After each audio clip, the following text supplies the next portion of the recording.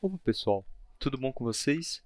Meu nome é Francisco Neto, sou estudante do curso de Licenciatura em Física na UFCG e vim introduzir para vocês o conceito por detrás de endemia, epidemia e pandemia. Então, vamos lá.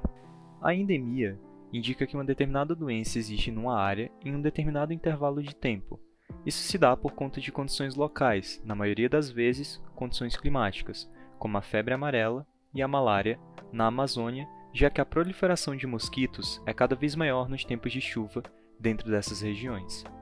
Sem que haja um excedente de casos como esperado para a doença, a endemia é vista como uma contaminação de um vírus com estatísticas já esperadas, como os mais velhos costumam dizer, é a época da gripe, por consequência da mudança de clima e afins. Já a epidemia é um pouco mais grave. Epi significa acima, ou seja, a epidemia é uma doença que assola mais pessoas do que o esperado, atingindo uma grande região ou até mesmo um país por completo. Podemos ver que isso ocorreu no início do coronavírus, em que a doença em seu estágio de proliferação inicial foi denominada como uma epidemia, enquanto afetava apenas a China como um todo.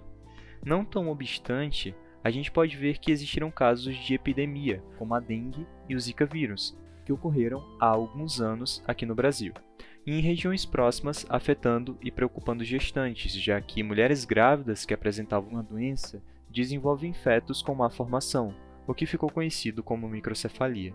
Já a pandemia, como podemos ver, é um caso alarmante que uma doença ganha força. No dia 11 de março do ano de 2020, a até então epidemia do coronavírus acabou se tornando, a partir de pronunciamento oficial da Organização Mundial de Saúde, a OMS, como uma pandemia. Podemos definir pandemia como sendo uma doença que não mais afeta apenas uma grande região ou país, mas sim que afeta diversos países e continentes. No caso do coronavírus, a gente pode ver de perto o desenvolvimento da doença e como uma pandemia pode afetar diretamente aspectos como a economia, o sistema de saúde, a política e a sociedade como um todo. Não é à toa que ainda estamos inseridos nesse quadro, visto que, no dia em que esse vídeo está sendo disponibilizado para vocês, o Brasil já vacinou apenas cerca de 44,2% da população com a primeira e a segunda dose. Porém, podemos ver que os efeitos da vacina já estão sendo mais que visíveis. Podemos enxergar que não apenas outros países como a própria China, onde o vírus surgiu, assim como o Brasil, está voltando aos poucos às suas atividades e normalizando um pouco o ritmo econômico do país. Para a gente ter uma noção, a pandemia do Covid-19 causou colapsos nos sistemas de saúde da Itália, Brasil, Iraque e dentre vários outros países. Ou seja, podemos ver o quão catastrófica pode ser uma pandemia. Em posição de defesa à contenção de pandemias, a jornalista Mary McKinnon enfatizou que, abre aspas, o que resta é saber quanto dinheiro os governos estão dispostos a investir.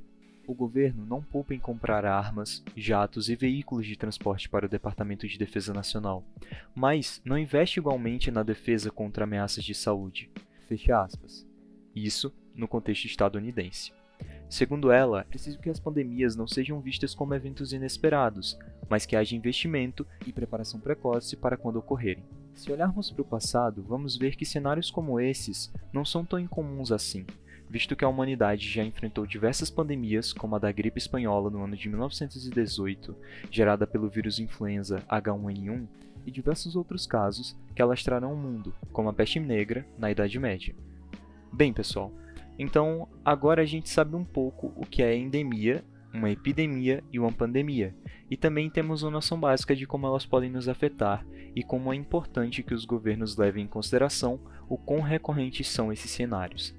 É muito importante a gente ver como a história está diretamente ligada ao futuro, mesmo sendo um estudo do passado. Assim como muitas ciências podem auxiliar-nos no caminho em combate a esses quadros, devemos tentar agregar esses conhecimentos no presente, para que sejam úteis nos nossos próprios futuros. Enfim, espero que vocês tenham gostado do vídeo. Se sim, compartilhem o vídeo com familiares e amigos, para que todos possam entender um pouco mais acerca desse tema tão importante. E bem, é isso, e eu vejo vocês na próxima.